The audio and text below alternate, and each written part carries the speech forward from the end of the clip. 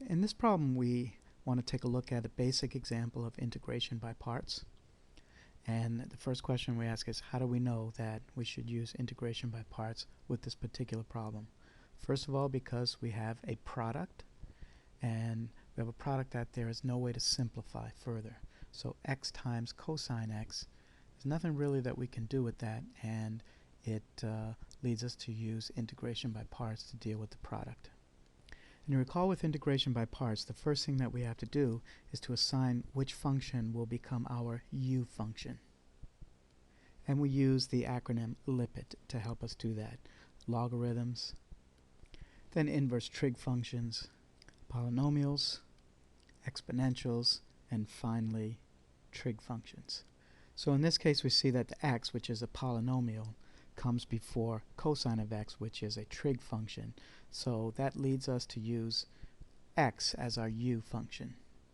And recall that the basic formula that we're working with is integral u dv is equal to uv minus integral v du. So once we've identified u and dv, then in order to rewrite this in a form that we can integrate, we need to differentiate u. And if u is x, then du is just dx.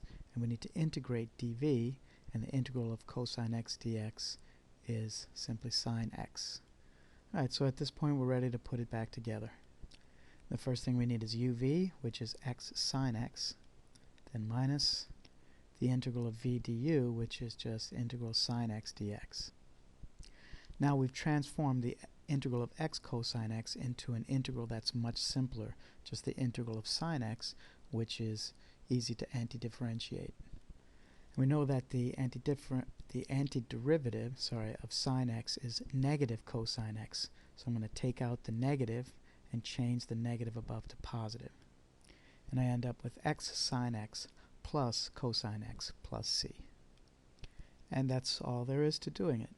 So this is an example again of basic integration by parts with indefinite integrals. And that's it for this video.